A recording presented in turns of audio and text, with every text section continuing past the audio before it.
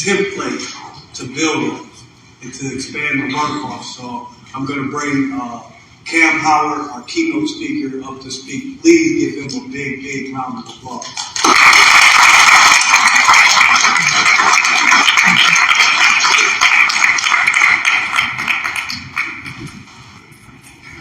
See Jeremy running up, you know I need him. We've had several keynotes today. Very informative information.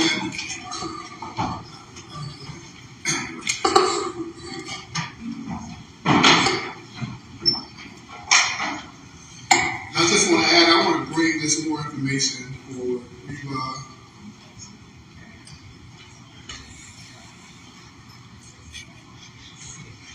have a lot of work to do in the movement, and my focus in the movement has been around synchronizing this work in a way that we're complementing one another, no matter where we're at. We can be in California, a small town in Northern California. We can be in a northern city in the state of Minnesota.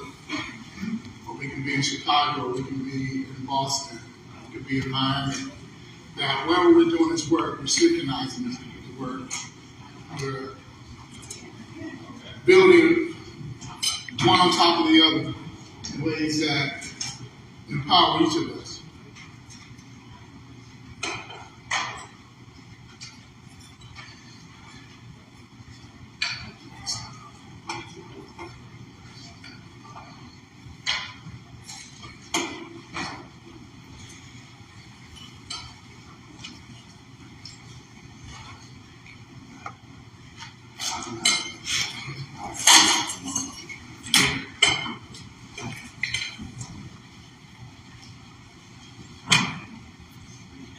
I'm no longer the national co-chair of the program.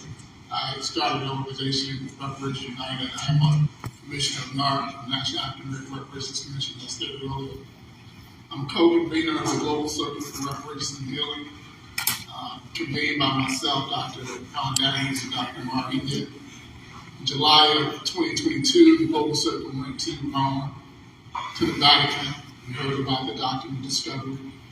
Well, it was that doctrine of those papal bulls that was shared earlier, inaugurated the transatlantic slave trade. It was the Roman Catholic Church who ordered the enslavement of African people, the plundering of African lands, and the what they call perpetual enslavement, even of their children and children's children. And subsequently, that enslavement and colonization came to the Americas. As Brother Jim Bear was talking about, that's how the story is completed, and the enslavement of our ancestors until this land. But we delivered a reparations presentment. It's a document that I created that combines a criminal law presentment, which lays out the offenses that someone has done. It's right short of an indictment. It's an informal indictment. And then it also combined the commerce law presentment, which lays out the evidence. So if anybody ever received a final notice from a bill collector, that's a commerce law presentment. It lays out the debt. And also combined the which lays out inheritance. And it's like a chain of title. Who owns what. And so we combine that and took it to the church. So here are the crimes you committed. Here's the continued impact of that crimes on the entire African world.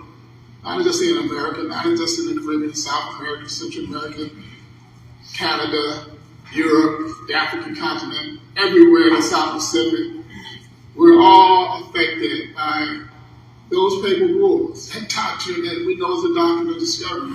And we wanted them to, as our indigenous brothers and sisters have been fighting for decades, to rescind those papal rules, because they're still utilized in American courts. I remember when I first heard about it, Ruth Bader Ginsburg used the paper bulls in a decision against indigenous American land rights that was written in 1452. And so one of our reparative requests to the Roman Catholic Church was to rescind these paper bulls. They came out about 3 months after we said that. They called themselves denouncing the doctrine of discovery. But we wanted more than a denouncing. We wanted a rescinding, because they're still used. The bulk of the paper bulls said that African people were non-human.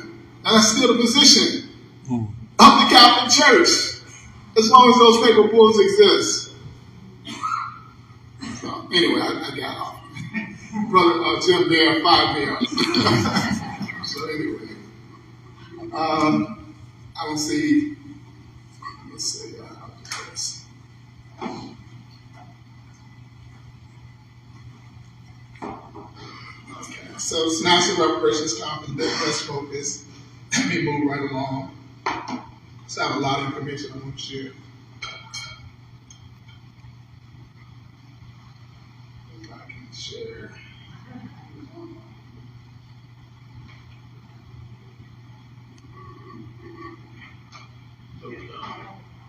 So I'm talking a little bit about the history of the movement, the state of the current movement, what are some of the key elements of issues within the movement, engagement in local reparations, and how we attempt to fund local reparations. So that's a lot of information. We're going to try to do it within, I think I have about 30 minutes or so, 30, 45 minutes. And if there's some questions, I'll take those. First, before we talk about reparations, the state of the movement, we want to be key with how we define reparations. And when I was with COBRA, this was our COBRA definition of reparations: the process of repairing, healing, restoring people who were injured due to their group identity in violation of their fundamental human rights by government, corporation, institution, or prominent families. So this was, as has been stated often, these were collective harms done to a people, not just to an individual, to a people. And they were in violation of our fundamental human rights, right to, first of all, indigenous people, right to their land, right to their culture, right to worship their God, right to live their cultural inheritance, the right to our bodies, the right to our labor, the right to our children, violation of our fundamental human rights. And there were 4 classes of criminals, not just the government. And the government, we're talking about the federal, state, and local, but also corporations, institutions, Catholic Church, hospitals, universities, major institutions were also culpable in these gross crimes against humanity that was being committed. And also prominent families. We have these foundations named after these criminals that we give respect and honor to. We go after some of their resources from time to time, looking for grants and criminal entities. They're criminal, these corporations, these governments, these institutions are criminal until they make repair. They remain criminal until there's redress. They may be, offer some great services and educate, the population. But to African people, and I'm going to say to indigenous people as well, they are criminal entities until they actually engage in redress. So let's be clear about what we do when we talk about reparations, what we're talking about. In 2001, there was a World Conference Against Racism in Durban, South Africa, put on by the United Nations. And in that World Conference Against Racism, the key mechanism for which we build our reparations work on globally was laid out in the outcome document of that conference called the Durban Declaration and Program of Action, which stated that the transatlantic slave trade, enslavement, colonialism, whether it was settler colonism or the invasion of a country and colonized in that manner, colonialism and apartheid, what we knew as Jim Crow in this country, were crimes against humanity. Crimes against humanity have no statute of limitation. That's why I say those institutions and corporations and governments that are still in existence are criminal today. because crimes against humanity have no statute of limitations. These are the most egregious crimes that a government can commit or allowed to be committed against the civilian population. Now I'm talking about a population at war, but a civilian population. The United Nations says that those crimes have no statute of limitations. They can fit a certain level, and as long as they continue to impact on the people who those crimes were committed against, reparations is due. It's no longer a moral, and I'm getting it from the faith-based community. You understand that you see things from a moral perspective. And America wants to leave reparations in this moral context, as it was America's first sin, or greatest sin, or original sin, whatever they want to call it. This is just a moral question. That some people just did some things ethically wrong. These were criminal acts of the highest order. It's not just moral, it's a legal issue. And so the World Conference Against Racism laid that out. Crimes were committed, there's continued impact of those crimes, and there's a moral and legal responsibility to repair those crimes. That is what the current reparations, global reparations movement is based on.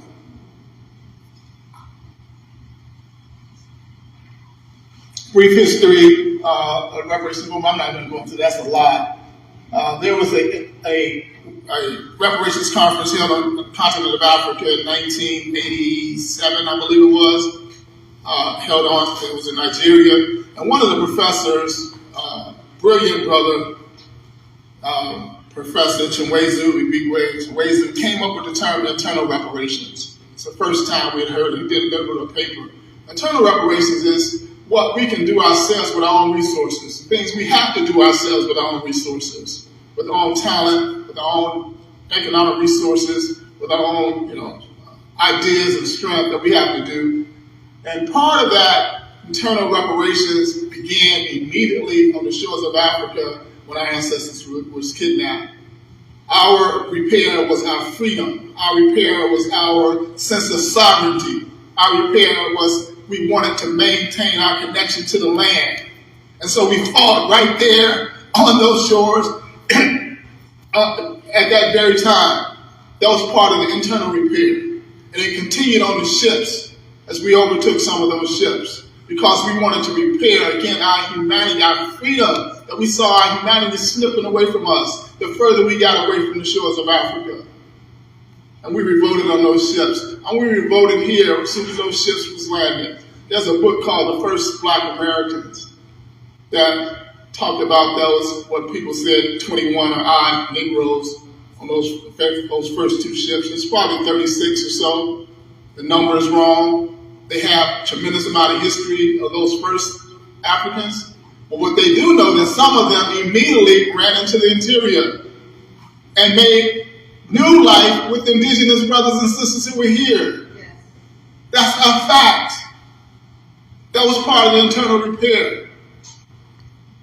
Just killing of enslavers was part of the internal repair. I don't call it murder, because that was just killing of people who were criminal, who were denying your humanity. All these things are part of the history of repair. I said I wasn't going into all of that. But there's individual, some of the external repair reparations that we were attempting to get external resources from the actual criminal entities. One of the first major reparations organized efforts was the Ex-Slave Mutual Pension and Bounty Association, started by Isaiah Dickinson and Callie House. There's a book called My Face is Black is True by Dr. Mary Frances Berry, who looks at that story, where after emancipation, you had Africans who were African descendants or Africans who were in their 60s, 70s, 80s, 90s, and even hundreds, who had spent all their productive lives in enslavement, and now they're free. How are they going to take care of themselves? On the plantation, even though all their children was gone, their grandchildren was gone, there was still a sense of family. There's still a sense of you were going to be taken care of. But after the enslavement, they were left to themselves. Many of them just went out into the woods and died. And this sister organized for this government to pay them pensions. She saw that the government was paying Union soldiers pensions. Our elders who gave their entire productive lives to the system of stolen labor also deserved a pension. She was jailed. In the process, the government says, well, you knew we weren't going to pay you reparations. You was defrauding them. And this was a dues paying, they had 300,000 dues paying members, paying in pennies, paying in nickels to organize for redress.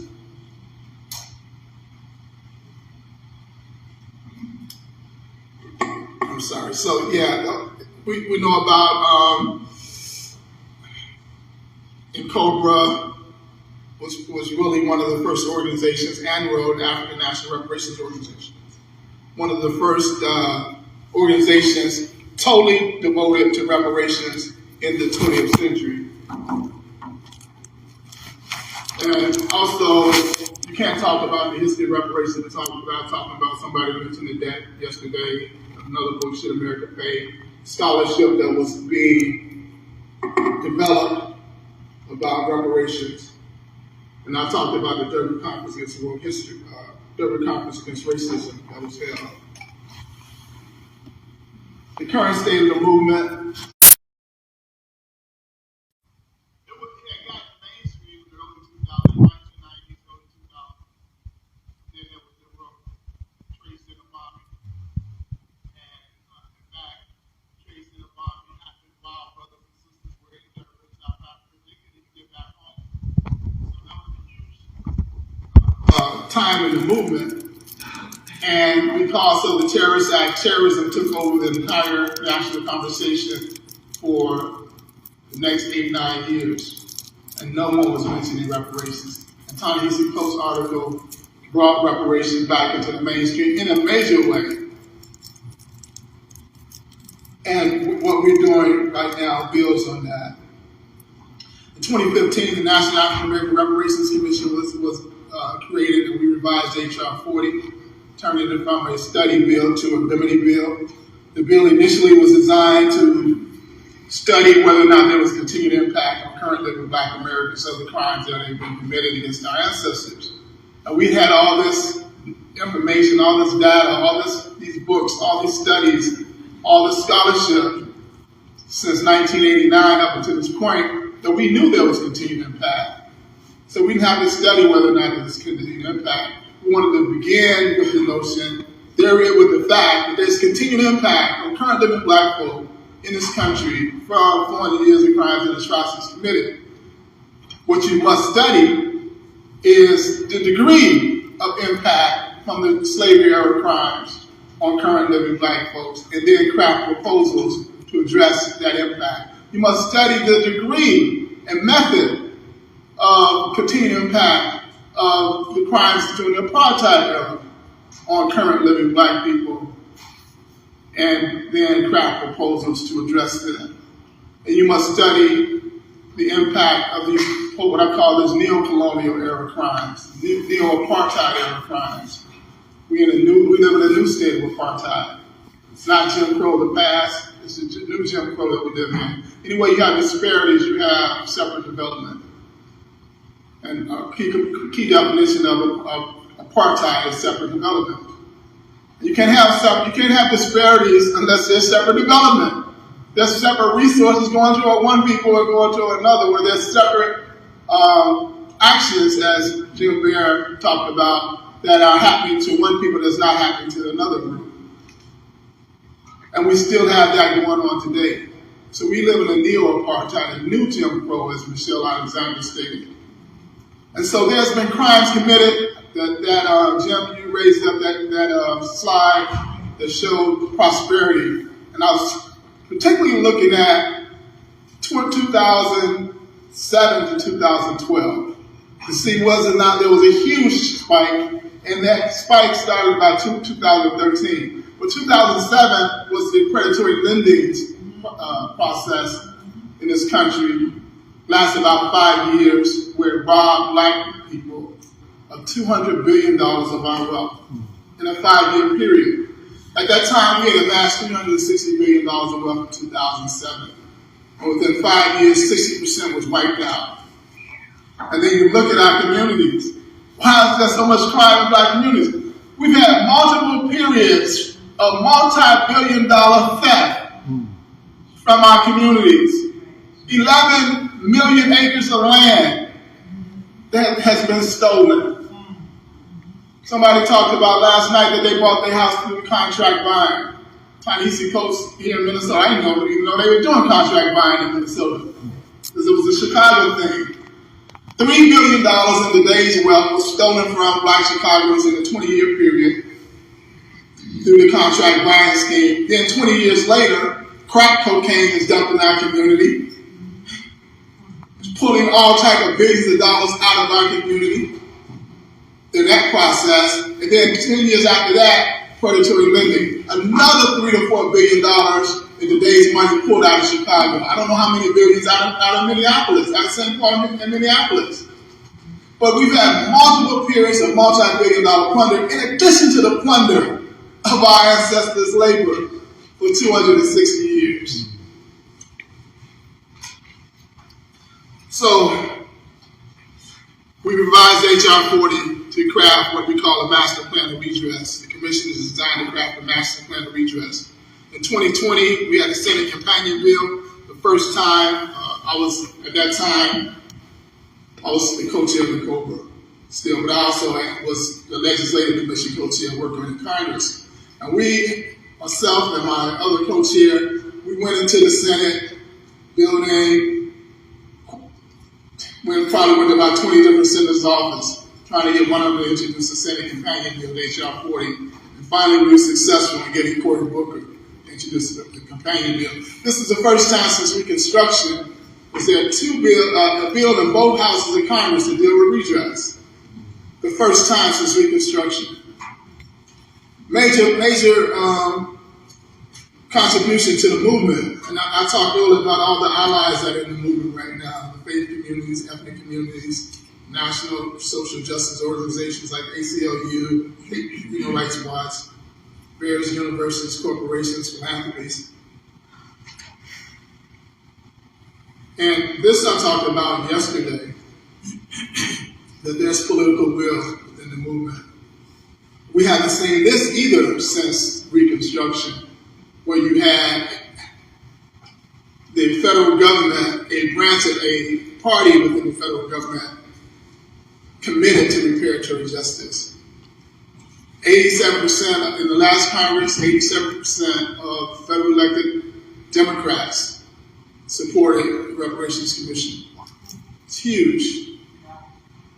Out of 240, or out of 200 and, I don't know if those numbers are here, they're on another slide. Out of 223, there were 223 Dems in the House and 50 in the Senate, so it's 273. 240 out of that 273 signed on to pass the Reparations Commission bill. 87% of the federal elected. The three largest states, the three states with the largest cities in America, their executives have signed the Reparations Commission. Cities, you said 116 earlier, Sure, 116 municipalities across this country, all Democratic Party led, or whoever introduced the legislation was part of the Democratic Party. 80% of Democratic Party voters in the 2019 Huffington Post poll said that a reparations commission should be, or possibly should be, established by this federal government. There's political will on this issue that we have not seen since Reconstruction, 160 years ago. So tremendous foundation to build on. And it took a lot of work to get this done over a lot of years.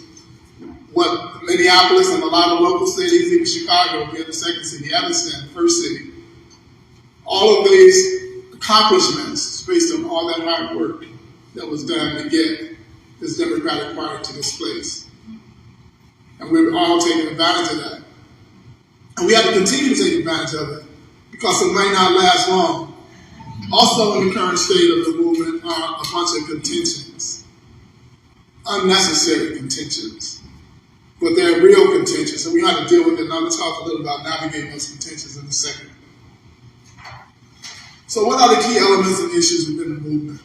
As I stated earlier, everything we do is based on the fact that the transatlantic slave trade, colonialism, enslavement in America, settler colonialism, colonialism on the continent of Africa, in Asia, apartheid are in fact crimes against humanity.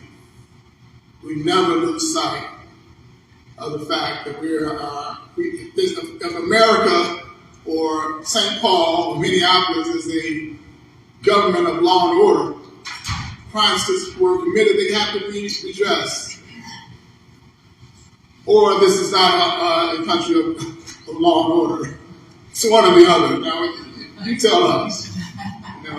Either you're for law and order, crimes were committed, we can identify those crimes, we can identify the continuing impact. Now you know what you have to do. Justice has to be engaged. About 3 years ago, because of many of the contentions, last year, about a year and a half, I came out with since 2 years or so before I left Cobra. I came out with the educational process I call Reparations 1, 2, 3 to kind of give some synchrony within the movement, that we all speak in the same language. And I like to break things down real simple. I think it's a rhetorical process that was developed probably, they say with the Greeks, keep things in session 3. So the 3, Reparation 1, 2, 3 looks at 1 is crimes that were committed. There were 3 periods of crimes in this country: period of enslavement, period of apartheid, and the post-apartheid period that ended or that started apparently, supposedly, after the passing of the Civil Rights Act, the Voting Rights Act, and the Fair Housing Law. Those 3 laws, 1965, 66, and 68, I think it was, is said to officially ended apartheid in this country. And then the period of post-1968 to today, these are the 3 periods of crimes in which we see repair reparations from. Not just one period, not just enslavement, not just apartheid. People tell us, forget about enslavement, it happened too long ago. No, we're living in our DNA. Somebody talked about our DNA today. We're living in how our DNA is expressed from the historical trauma our ancestors experienced during the period of enslavement. A science called transgeneration epigenetic inheritance. You want to know the scientific name of it. So how our health is experienced or is a direct result of historical crimes committed against our people, even going back as far as enslavement. But there's 3 periods of crime. Number 1, reparations 1, 2, 3, the crimes against humanity were committed in those 3 periods of crime: period of enslavement, period of Jim Crow, apartheid, and the post-neo-apartheid period that we exist in today. Number 2 is that there's continued impact. There's continued impact of those crimes. My sister talked about the 5 injury areas. That was something that Cobra came out with in the 90s. But in Cobra, the 5 injury areas were economics, education, health, criminal justice, and our peoplehood, our sense of sovereignty, our cultural identity, the reclamation of our identity, our culture, our names, our language, all that had been stolen from us. Where did we come from? That was a major part of the injury that we suffered from. And then if we know there's continued impact or injury, again, utilizing the Durban human rights model, then reparations is due. So number 3 is the repair, reparations. And the repair is full repair. Full repair is an international term. There's 5 components of full repair, we stated earlier: cessation of damages and non-repetition, stop the bad acts from their continuing, restitution, how do you return people back to where they were had the crimes not been committed. That's where some of the educational programs and economic development programs come into play. Compensation. Compensation is a component of reparations under international law for reparations. Satisfaction, how do you return the dignity back to people whose dignity was eroded as a result of the crimes you committed against them. Apologies, museum markers, truth-telling are some of the ways that satisfaction is observed internationally. And then rehabilitation for the heart, mind, and spirit damage. The psychological illness that we still cover, we still experience as a result of the historical trauma, as a result of the trauma of police terror. I was at a Black History Month event with Ben Crump, and they showed the murder of George Floyd. I don't even see that. We don't even see that anymore because it's traumatizing even years later. And we experience so much trauma in our community. I recall several years ago, I was at a forum, there was an educator who did a study on Black boys' educational achievement. And he found that two things were prevalent among these Black boys, whether they're high achieving educationally or they're low achieving. Two things that was the same. One is, all of them were terrified when they left their house. All of them were fearful just to leave their house and go to school, because they had to go through gang territory or whatever, whether they were high achieving or low achieving.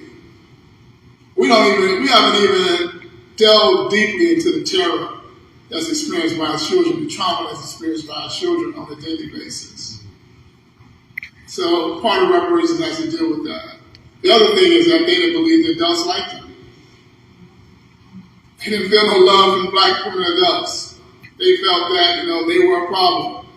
Black folks, their parents, their people who were supposed to look out and care for them in their community, they felt that they didn't like them. That's part of our repair we have to do as well, so our children know we love them, especially our Black boys. All of our children have to show them that we love them. So part of the repair is rehabilitation under international law. So number one, reparations 1, 2, 3 is crimes we committed. Number 2, that's continued impact. And number 3, reparations. If we can remember those, that is what informed the movement everywhere around the country.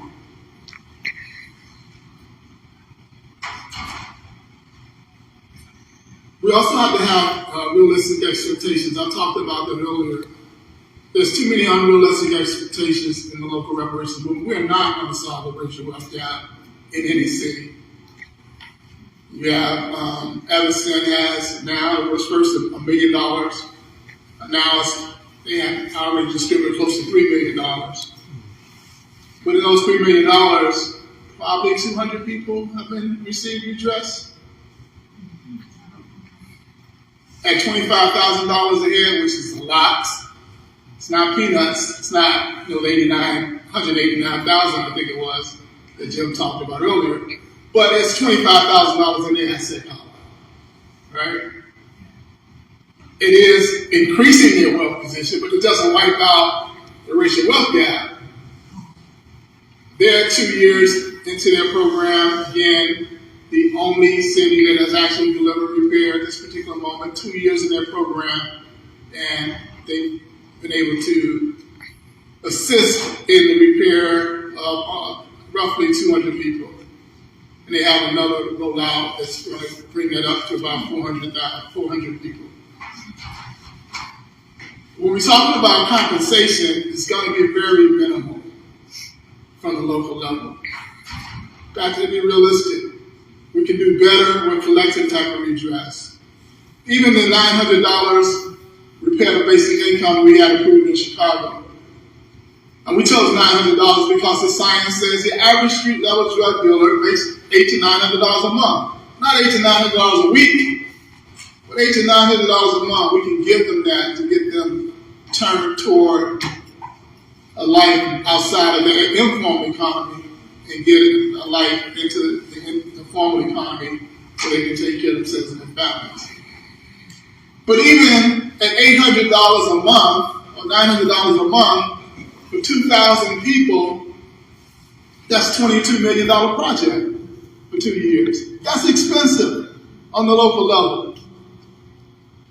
At the local level, we have to be realistic and knowing what we can do and what we can't do. And that'll cut down a lot of the contentions as well when we know exactly what we do. You know, a lot of what we do on the local level has to actually be informing everyone of the internal repair that we can be doing as well and assisting us in doing that. So realistic expectations is a must. We have to keep our eye on the prize.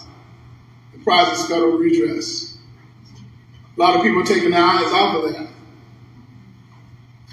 We're not going to get the type of resources necessary to address the myriad ways in which 400 years of atrocities impact us as a people without the federal government being the substantial player at the local level.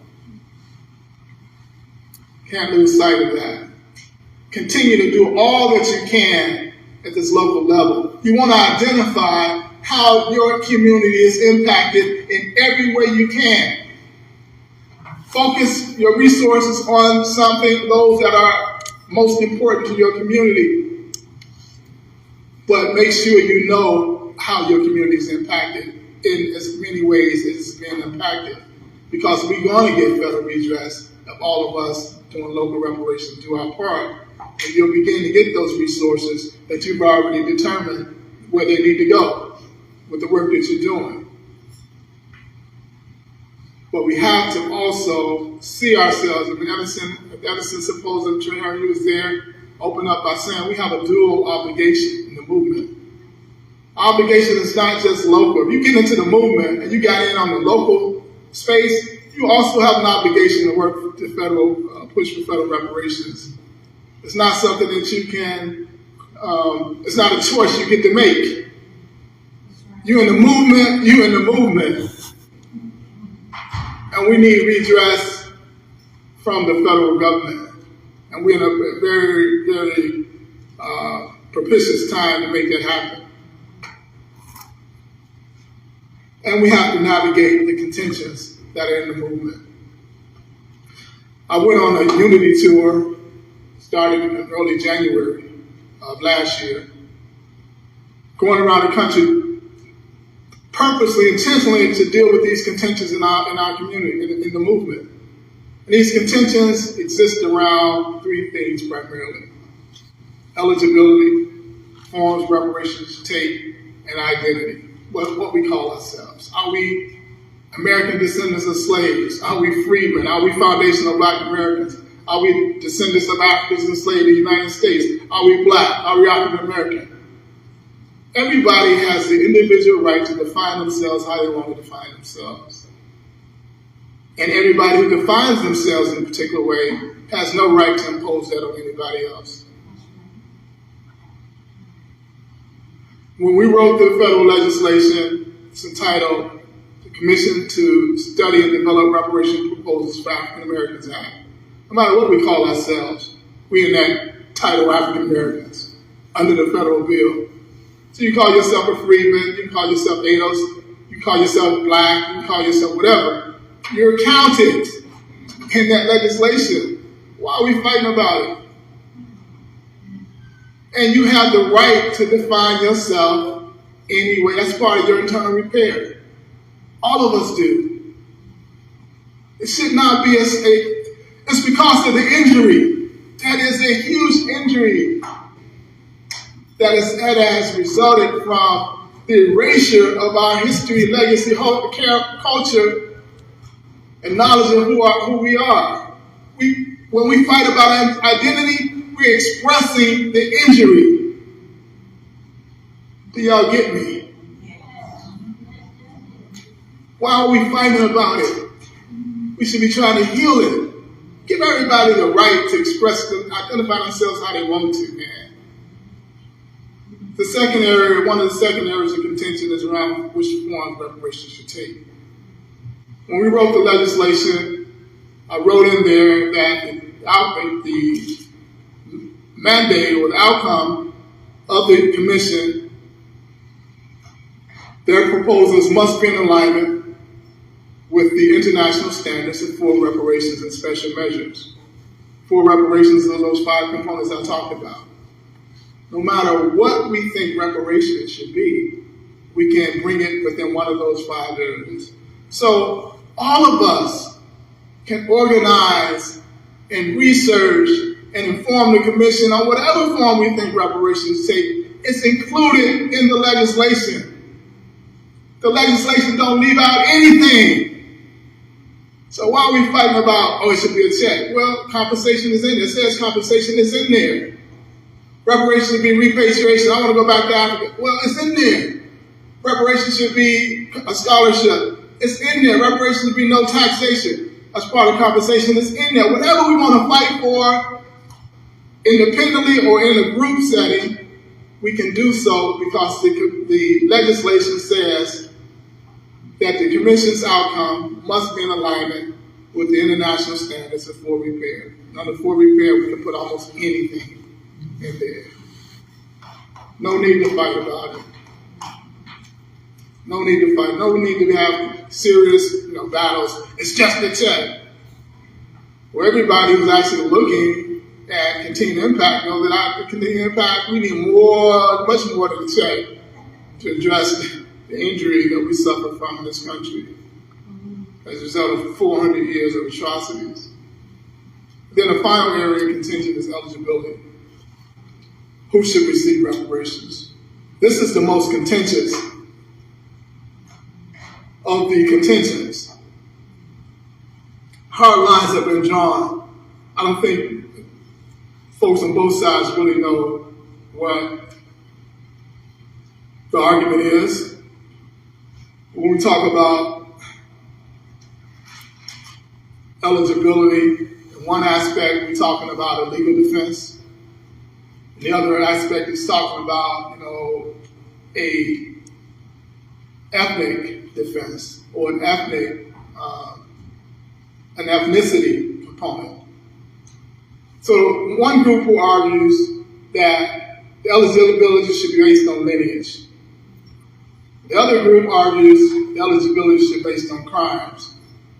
The group that says eligibility should be based on lineage says the other group says it should be based on race. That's not what the other groups believe, but that's part of the misinformation out there. So race and lineage are 2 legal defenses to uphold any challenge, legal challenge under the constitutional law, saying this is unconstitutional. So one group says only lineage-based reparations will stand up under constitutional scrutiny. The other group says a crime-based defense will stand up under constitutional muster. Who's right? Well, the lineage-based has not been tested yet, and the crime-based has. If the lineage-based is tested, we have 2 ways in which we can say this our repair is constitutional. Right now, again, I have to go back to the only place where we receive redress that is meet out redress use the crime-based model. There was a particular crime committed. It happened for this period of time, and these are the people who are eligible. The people who live in this particular area at this particular time who were the victims of this particular crime. That has withstood. Everson said it was people who lived between 1919 and 1969 who were victims of racist or apartheid housing laws. They're the ones who were eligible. That has withstood constitutional muster. The lineage base is not yet. And we're saying if it does, hip and hooray. We have 2 ways to defend legally. The other aspect of lineage is around ethnicity. There are people who say that only those who have descended from Africans who were enslaved in America should be eligible. Others say if you were injured in America, by America, you should be repaired in America by America. That's the indigenous American stand. And injured here in this country on their land, and they should be repaired here. And anyone who's injured here, we believe, whether they came here after enslavement, like many of our brothers and sisters from the Caribbean came here after enslavement, immediately after enslavement, and were victimized by apartheid era crimes, they should be repaired if there's some remedy for apartheid era crimes. And so for us, when we're fighting about eligibility, every aspect of reparations, black reparations, has a race aspects of our claim. And so we're fighting about something that is really distracting from what the work we should be doing. When we look at what happened in California, they were so busy fighting, they didn't fulfill their full mandate of what they could have done. They did a great work, but they didn't fulfill their full mandate. So that's enough of contentions. And I'm raising this because it's gonna occur here if it hasn't already occurred here. It occurs everywhere when we're talking about reparations. And we want to be able to work productively in forward motion against those who are opposing justice. We may not agree how we fight to get those who oppose justice to see and succumb to our position. But that's who the most of focus and fight with one another.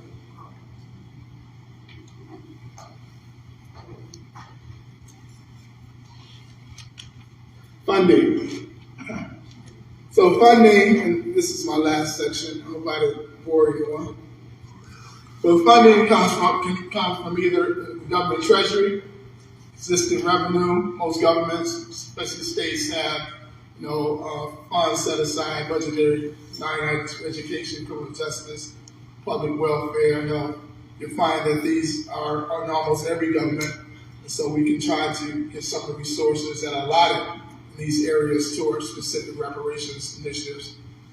You might not be able to find new revenue, like Evanston, there was a new tax with the legalization of marijuana, so they tapped that first and devoted it all to reparations. So you may be able to look at some new revenue.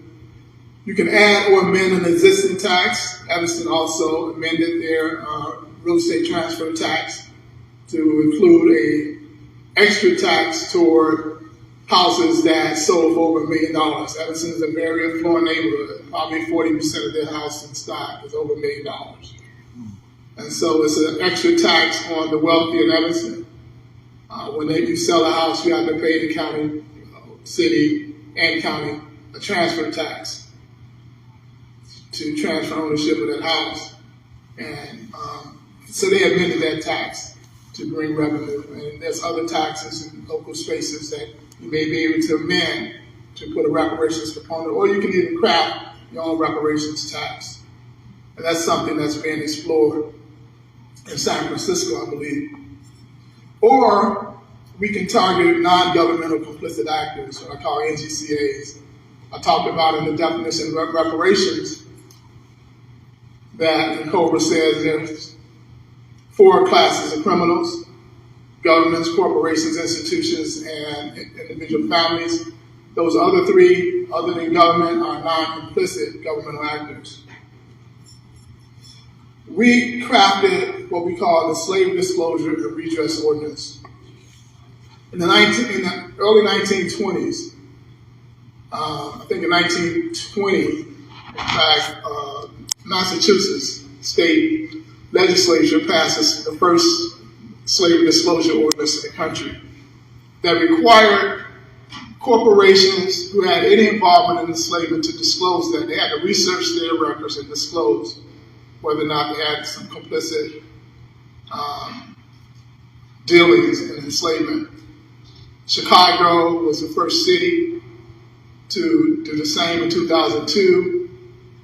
California was the next state, and about 20 other cities passed slavery disclosure laws in this country, about 6 states. None of those have been enforced. None have been enforced. So we decided with this new, and I've been fighting for this for probably the last 6 years, trying to get the Chicago bill amended. But now in the Illinois legislation commission that I actually wrote the slave disclosure redress ordinance in that legislation. And so this is the purpose of slave disclosure ordinance is a state, county, municipal law, statute, ordinance, or resolution that requires slave areas to disclose their enslavement actions, research their records, identify enslaved persons, identify profits, document the extent of complicity. It allows communities to identify offending parties. It requires administrative bodies to inform the public and make it available on the city's or state's website. They have to give an annual report to the city.